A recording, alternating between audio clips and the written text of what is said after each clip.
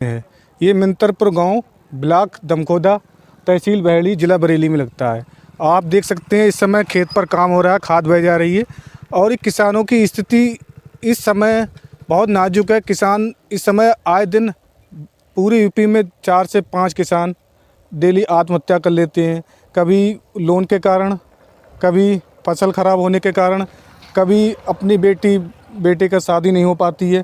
और जानते हैं आज मिंतरपुर के एक किसान हैं, इनसे जानते हैं आखिरकार अपना पूरा परिचय बताइए। मेरा नाम प्रेमवीर सिंह, मैं मिंतरपुर का रहने वाला हूँ।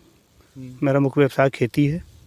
आप ये बताइए, जैसे आजकल खेती से सभी किसान भाग रहे हैं, खेती में आजकल ये लोगों का कहना है कि मुनाफा नहीं हो रहा है, उस पर आपकी क्या राय है? मेरा राय है भाई साहब, एक तो मजदूर मिलना कम हो गया हमारे गांव में, दूसरी हमारी फैक्ट्री पैसा नहीं देती। एक साल तक कौन रुकेगा? कुदरती मार पड़ती है 1 साल में एक बार, कहाँ झेलें? दवाई पेस्टिसाइड इतनी महंगी है, सब पे दोगुने रेट हो चुके धीरे धीरे। बच क्या रहा है? आजकल किसानों की समस्या सबसे परेशान है ये है कि कहते हैं दवाई जो लेने जाते हैं उसकी कोई गारंटी नहीं है असली है या लोकल है। और उसके बाद आवारा पशु बहुत परेशान करते हैं।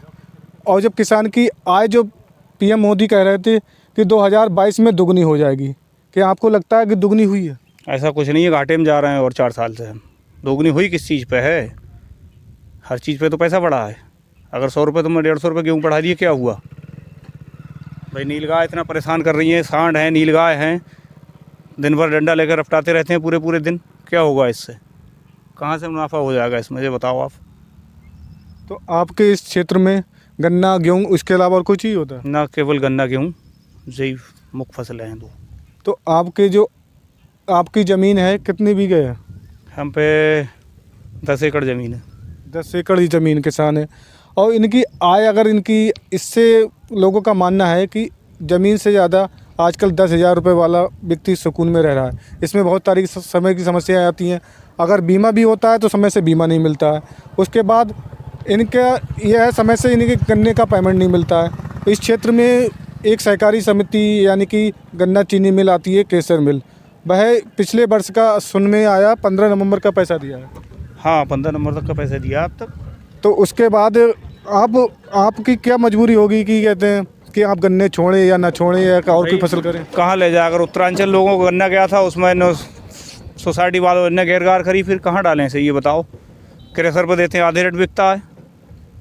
इससे पहले रामलीला ग्राउंड पर योगी जी आए थे लोकसभा चुनाव में, उन्होंने भी, लोगों ने समस्याएं रखी थी कि कहते गन्ना किसान बहुत परेशान है। लेकिन जब सूबे का मुख्यमंत्री कोई कुछ नहीं कर सकता तो आम अधिकारी और नेता से क्या सिफारिश की जाए, क्या उम्मीद की जाए?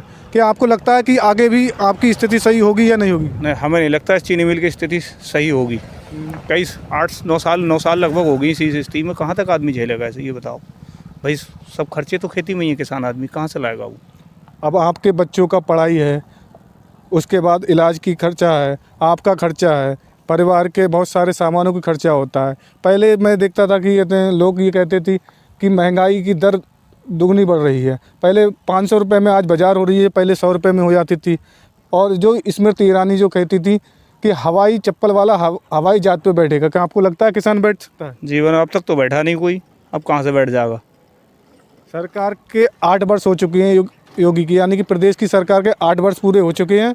किसानों की आमदनी मोदी जी ने कहा था कि 2022 में दुगनी कर देंगे, लेकिन आज क्या दुगनी हो पाई है? किसान हमारे साथ थे। आपसे बात करने के लिए बहुत धन्यवाद। और सरकार से आप क्या मांग कर सकते हैं? सरकार से ये मांग कर दे भाई, हमारी फैक्ट्री पेमेंट दिलवाया जाए और बाकी हमें जो सुविधा है उनका लाभ मिले। फसल बीमा है हमारी, जब हम सोसाइटी से खाद निकालते हैं उसमें कटता है, सब होता है, क्या मिलता है? छत्ते आता है किसान तक पहुँचते सब कागजों में ही ख़त्म हो जाता है। इनका कहना है जो योजना आती है वो पूर्ण रूप से जो पात्र होता है उसे नहीं मिल पाती है। जो बीच में अधिकारी कर्मचारी होते हैं वे छेद कर खा लेते हैं और उसका 1 भी % किसान को नहीं मिलता है। किसान इस समय अपने आप को पलायन कर रहा है शहर की तरफ। क्या रामराज की स्थापना हो सकती है? प्रदेश सरकार और योगी सरकार कहती है कि हम राज्य की स्थापना करेंगे। स्थापना तब होगी जब गांव का व्यक्ति गांव में निवास सही से करे, शहर का व्यक्ति शहर में निवास सही से करे और हर व्यक्ति को सही से न्याय मिल सके, हर व्यक्ति सुखी से रह सके।